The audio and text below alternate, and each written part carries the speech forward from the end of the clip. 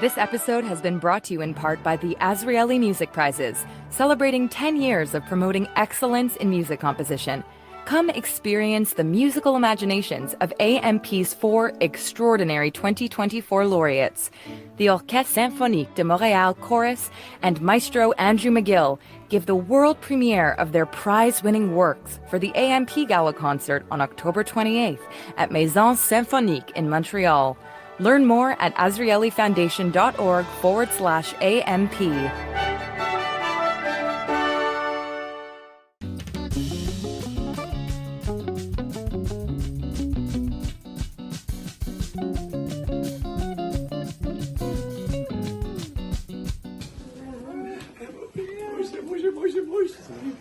That's what it sounded like last November in an Israeli hospital when 9-year-old newly released hostage Emily Hand ran into the waiting arms of her father Thomas, an Irish Catholic kibbutznik, originally from Dublin, who came to Israel as a volunteer over 30 years ago, stopped at Kibbutz Be'eri and stayed. He married an Israeli woman and they had 2 kids, then they divorced.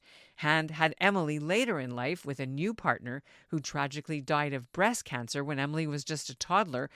Hand is 64 now, and he's been raising Emily himself ever since with the help of his first wife, Narkis, and her half-siblings who lived right down the road in the kibbutz. On October 7th, Emily had been sleeping over at a friend's house when Hamas terrorists stormed across the kibbutz boundaries, slaughtering over 100 people, including Canadian peace activist Vivian Silver, burning homes and taking 30 people hostage into Gaza, including Emily and her sleepover hosts. When the IDF secured the zone later that night, there was no sign of Emily or the family friends hosting the sleepover. Hand believed Emily was dead, and he told reporters then that he was relieved because she wouldn't have to undergo the ordeal of being a hostage in the tunnels of Gaza and possibly being raped or tortured. Nearly a month later, Hand learned Emily was alive, in captivity. He went to Ireland and lobbied the Irish government hard to help free her, even though his native country's increasingly hardline pro-Palestinian stance has made him personally furious. Emily was one of the 100-plus Israeli captives Hamas released last November during the 4-day official prisoner exchange and ceasefire. She'd been held for 50 days, together with her sleepover hosts, 12-year-old Chila and her mother Raya, and they were released then too. And since then, Hans made it his mission to help Emily recover, but also to tell their story, to make sure the world realizes what Hamas did, and why he considers Canada's pulling its military support for Israel and financing of UNRWA as siding with the terrorists. Giving them a reward for the violence caused to Israeli citizens. I'm Ellen Besner, and this is what Jewish Canada sounds like for Monday, October the 7th, 2024. Welcome to the CJN Daily, a podcast of the Canadian Jewish News, made possible in part by the generous support of the Ira Gluskin and Maxim Granovsky-Gluskin Charitable Foundation.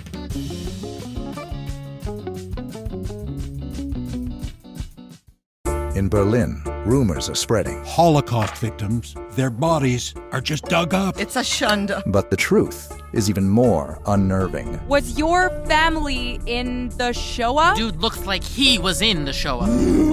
As the world panics... This is some ritual, bringing the dead back to life. No, you said this wasn't illegal. It isn't, I don't think. One woman seeks the truth. These are questions you can't answer. And you're too afraid to even ask them. Justice, a Holocaust zombie story. An original audio drama from the CJN in association with the Ashkenaz Foundation. Listen now at the cjn.ca/zombies or wherever you get your podcasts. Thomas and Emily Hand's quick trip to Canada, to Vancouver's Congregation Beth Israel Synagogue to be exact, came just before the Jewish New Year. The Hands stayed in Whistler for a while, where the scenery couldn't be more beautiful and peaceful and more different than their southern Israeli farming village, now considered a closed military zone since the October 7th attack that killed 1,200 people and to date has wounded 70,000 Israelis, according to the latest Israel government figures, mostly suffering from psychological wounds. Meanwhile, he says his daughter is doing well while she learns to live without 2 mothers, her birth mother, who died years ago, plus Hans' ex-wife, Narkis, who treated Emily like a daughter and was also murdered on October 7th. Thomas Hand joins me from Whistler, BC, to reveal what happened to his daughter, what she told him about her ordeal, and to share his own personal memories of their neighbor, Vivian Silver. Hi, good morning. It's good to meet you. You're in Whistler. Have you ever been to Canada before? No, this is the first time in Canada. And you're not here by yourself, I'm sure. Yeah, I'm here with Emily. Many months ago, Rabbi Enfield invited us to come and speak to the community. When you decided you wanted to take this gig, what was some of the reasoning you thought it might be a good idea? If I can make people feel or connect with exactly what happened in Kibbutz Be'eri or Israel generally, it's completely different from when you see something on the television. It's not real in a way. I know myself, I've seen many programs, clips, newsreels on the Nova Festival, all the dead people with their photos. And, it looks awful, but when you go there, it's horrific. It's like if you've ever been to Poland for the... Have you? Yeah, this year I went for the March of the Living. Me and a group of other people affected by the war. But again, you go into Auschwitz and Birkenau and it's awful, of course, but it was many years ago. Whereas the Nova, it's the same type of feeling, the amount of people dead, but it's very, very recent. It was, again, very emotional. You made a point to go to the Nova Memorial site after you were evacuated to safety. When was the timeline of that? Reasonably close, let's say 2 months after the 7th. Yeah, I had friends who died there, so I had to go amongst all the hundreds of pictures and find him and just give my respects. Would you like to share his name with us? Ran Sheffer. What was he doing there? Dancing. His group of older people sometimes would invite me, and depending on if I had a babysitter or not, I would have been there. I wondered if you could explain to me what your house looks like in Be'eri now. My house, I was extremely lucky. I've only got a few bullet holes in my house. I could move in tomorrow, but I can't take her back there yet with the security problem in the area. My ex-wife's house is completely gutted. There's no internal walls left even. Even the external walls are cracking. That house has to be demolished. This was your wife who was murdered on October 7th, Narkis. Yeah, the mother of my oldest two kids. And one was in Australia, your daughter. Where was your son at the time? He was in Tel Aviv. And Natalie, my eldest daughter, was in Australia, just started her big trip, at least a year.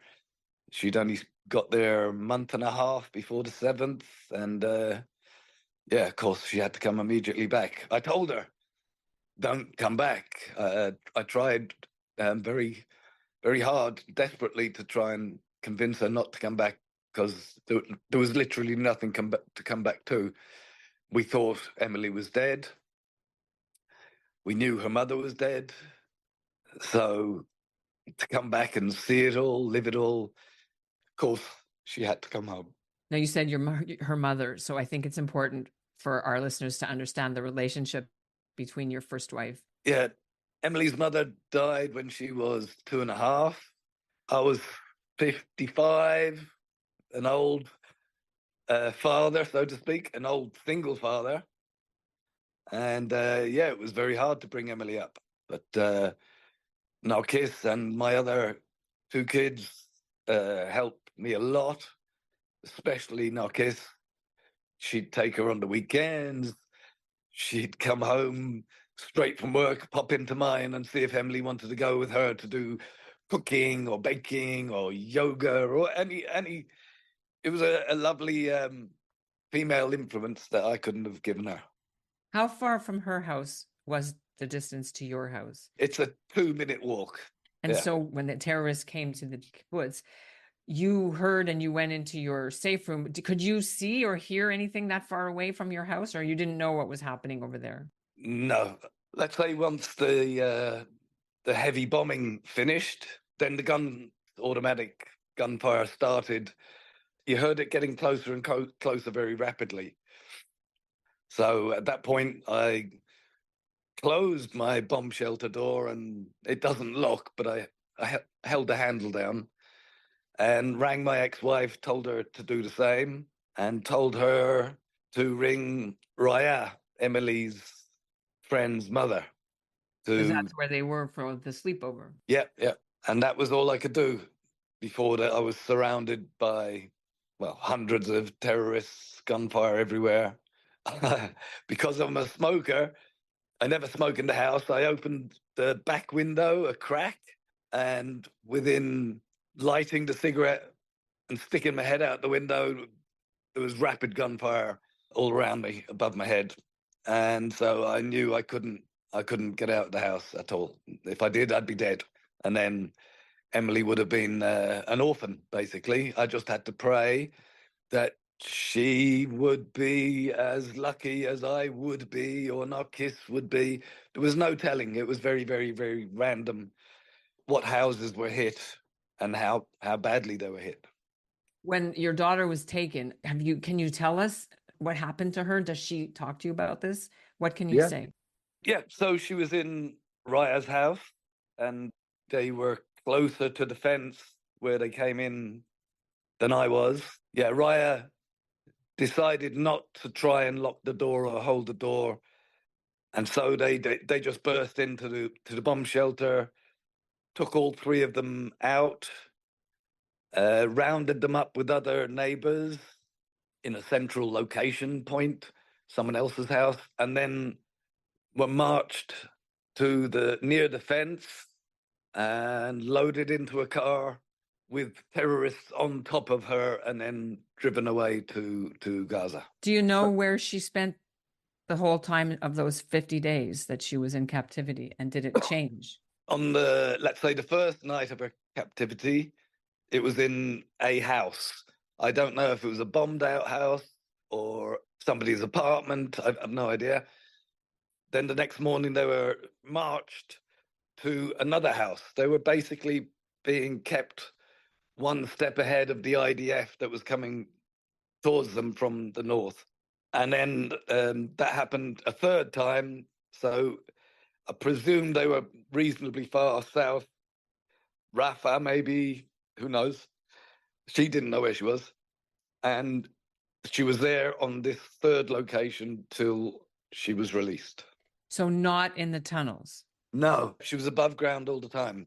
And that was a surprise to me, because I thought that they would have valued these hostages as collateral, as bargaining chips, so much that they would have put them straight down into tunnels, the safest place in Gaza. But was she with Raya and Hila? Thank God they were kept together all the time, yes. Anybody else with them, or just the three of them together? There was Itai Svirsky, who was from our kibbutz, and Noa Argamani, the girl on the back of the motorbike. She was with that the whole time with Noah? Yeah, they were a group of 5. Oh my God. So that means they were together in that apartment, the journalist, the Palestinian journalist, and the doctor. I've asked Noa, and she says it wasn't that apartment specifically where she was rescued, but one very similar, because Emily has seen the video, and she actually said, that's the apartment I was in. So it must have been very close to where. Yeah. At one point, they were all together in a particular flat, but when Noa was rescued, they'd moved her to a very close proximity. Does she tell you anything, your daughter, about who her captors were and how they treated her? They were all men. They were all armed, guns, rifles, and knives. They were threatened with knives to stay quiet, like nothing above a whisper. They didn't beat them or anything. Or anything? Yes, or anything. Not Hila either, or not the mother? No. During Emily's time with Noa and Itai, none of them were abused in any way. Molested, yeah, thank God. Yeah. Were they fed? She was skinny when she came home, but what did they eat? More or less, and we call it Arab breakfast. Olives, Lebanese, like cheeses, and pitta. Emily said she would eat a quarter of a pitta most days, which means she didn't get a quarter of a pitta every day. Is there anything that your daughter will not eat now? Like I say, she never liked olives anyway. She'll still eat pitta. In fact, she said the only good thing that came out of being captive in Gaza was she now likes pitta with olive oil on it. She always looks on the bright side. How does she spend her time? Is she in school? Does she do lessons? What does she do now? Now we have moved finally out of the hotel rooms in the Dead Sea to a proper house on a kibbutz near Beersheba. What is it, a 2-bedroom you have? Or are you sharing it with other, or you have your own place? It's actually 3-bedroom. Yeah, I've got a bedroom. She's got the bedroom, which is the bomb shelter, of course. It's got a bulletproof door now, whereas our ones in Be'eri didn't. The bomb shelters were only built against the missiles, somewhere to run to. That's why the doors weren't lockable. They weren't bulletproof. Nobody expected anything like this to happen. How does she spend, and how do you spend your days? She goes to school now all by herself on her bicycle until 1:30. And then the kibbutz has a system where you go to like a daycare center, and she's there till 5 o'clock, then comes home, usually with friends. They make a mess. Thank God. What are you doing? Are you working? You were at the printing press at Be'eri before. Yeah, I was there for most of my working life there, apart from the fields. And looking after Emily as an older man, single older man, it was too much. I wasn't able to keep up my hours because you've always got to take them to doctors and school meetings. Obviously. And how old are you now? 64. I'll be 65 in January. Speaking of birthdays, last year in November was her birthday in captivity. Yeah, she was 8 and became 9. When she came out, did you have any birthday parties last year? And how will they be for this November, which is... Right. Well, she got out so close to Christmas, we sort of combined Christmas and her birthday. We had a lovely Christmas, Christmas meal and presents and all that sort of stuff. This year, everything is on pause, to be honest, until we get the rest of the hostages back, till the situation is over. You know, you celebrate in a smaller way. Right. And how do you make a living now? Well, thankfully, because of the kibbutz system and they have sympathy with me, they know I've got to bring Emily back to normal with therapies. I can have 4 or 5 or 6 through the week. You can't have a job and just run off and leave them. So they're being very good to me. We still get our normal salary. And the government is providing benefits in different directions. But Get anything from the Irish government? No. No. Let's talk about that. I mean, the Irish government, of course, is no longer in your good books or in many Jewish people's books for recognizing Palestine and being so anti-Israel. How does that sit with you now? Because they were helpful to get her out, were they not? I'm talking about Emily. They were crucial in getting her out. Can you say what they did? Not specifically, not in detail, but the Prime Minister, even, let's say, a month after it all began and a month after I found out she was alive and not dead, he had already been to Qatar at least twice, and he'd actually been to all the Arab countries in the area, putting pressure on them. They really wanted their Irish citizen back, yes. Their political stance actually helped to get Emily out.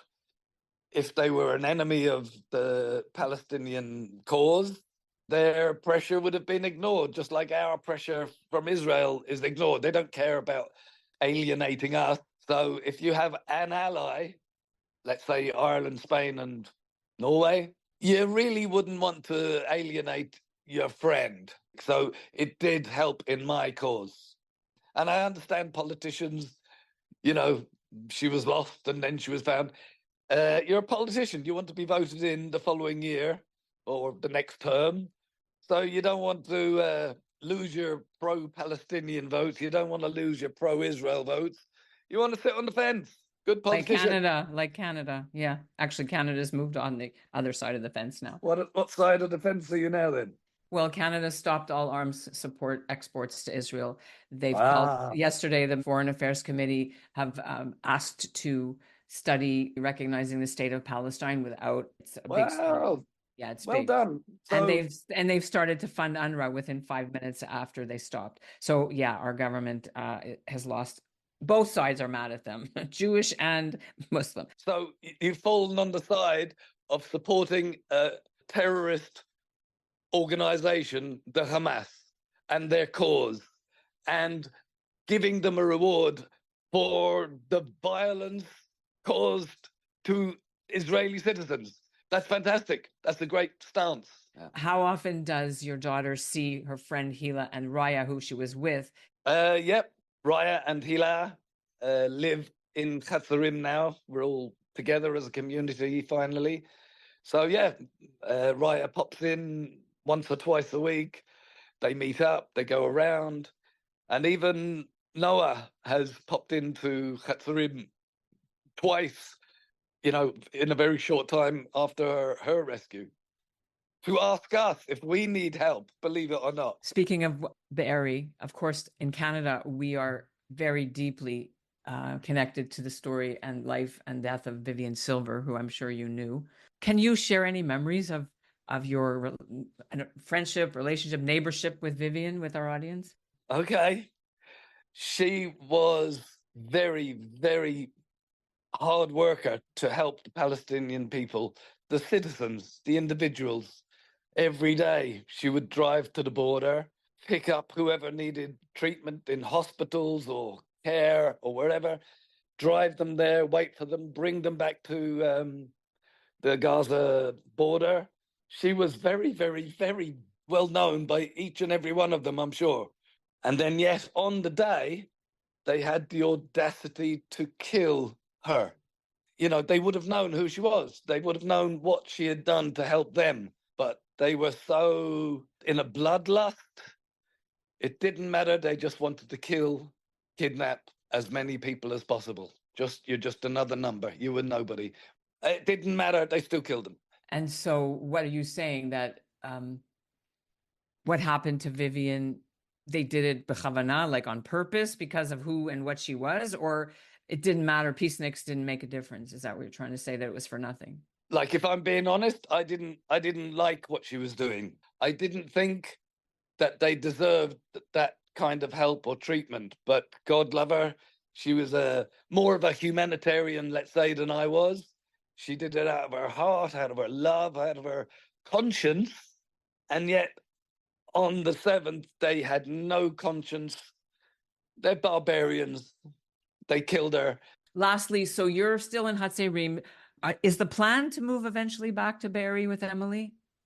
Yeah, I hope so. It's my dream.